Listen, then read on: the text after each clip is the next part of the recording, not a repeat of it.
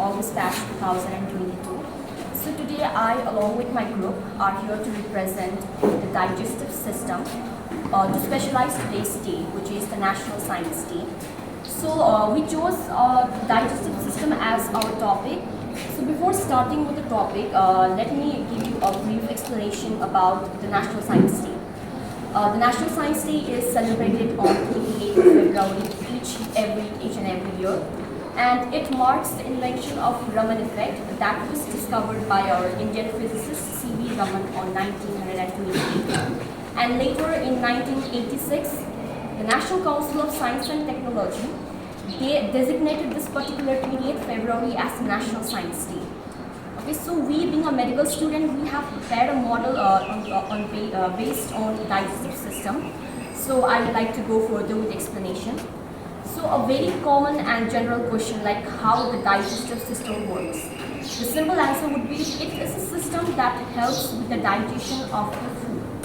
The complex food that we eat gets converted into the simpler form, which are absorbed by our body, and it provides us with energy that helps us to continue our activity of our day-to-day life. So basically there are two parts in the digestive system, that is the alimentary canal and the accessory organs. The alimentary canal is a single tract that starts with the mouth and it ends with the anus.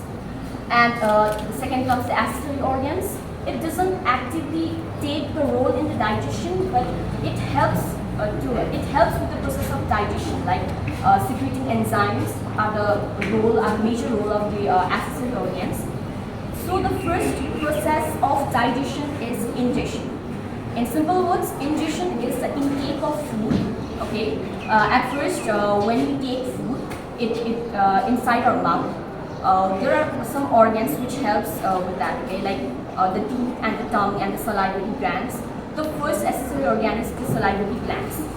It helps to lubricate the food. Okay, and it also helps to swallow the food easily. The foods get converted into the bolus because of the help of salivary glands.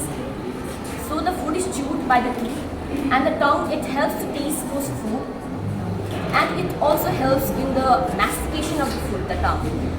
So after the food is converted into the bolus, it next goes towards the next step will be the peristalsis, where it goes inside the esophagus with the food pipe, and in the esophagus there is a peristaltic movement. Okay, it is a wave-like movement, like as the food goes down in the esophagus and the pharynx part, which we together call the food pipe. There is a peristaltic movement. That means the food goes in the wave form. So after the food enters the stomach through the peristaltic movement through the esophagus, inside the stomach there is no digestion. There is only some partial digestion, like the digestion of the protein. Okay, like because there is hydrochloric acid inside the stomach and some gastric juices, it doesn't help with the digestion of the food molecules.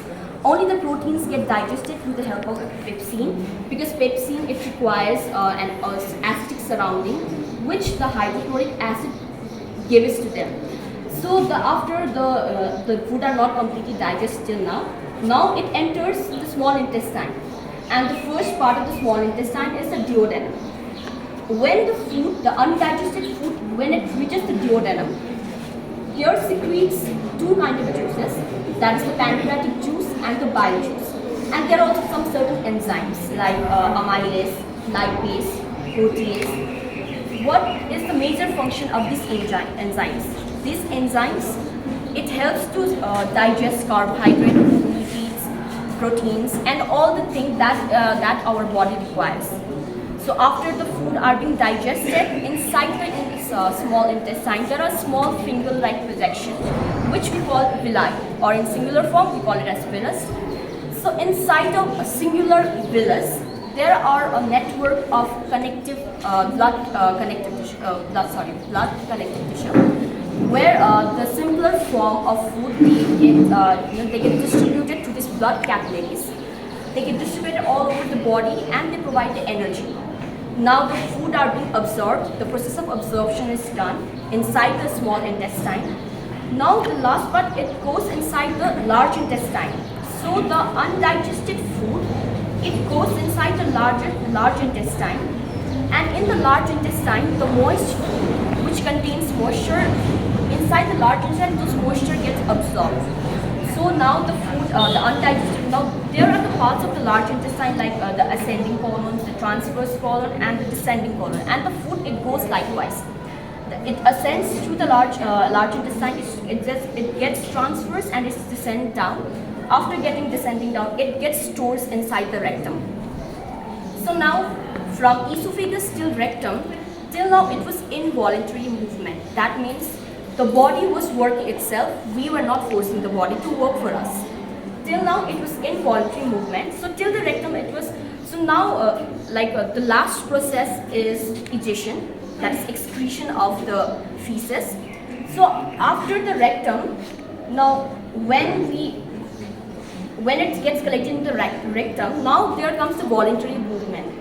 That means the feces gets excreted on our will. Okay, although the body sends the message, but it acts voluntarily.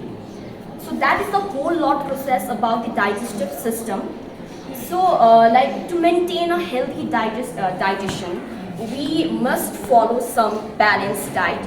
So for that, my friend 𝐒𝐢𝐫 is here. She will give you further more details regarding the balanced diet. Thank you so much. Good afternoon, teachers. Good afternoon, everyone. So as my friend described about what is digestive system, now I am here to describe what is balanced diet. So balanced diet means taking food which are necessary to our body like carbohydrates, protein, fat, and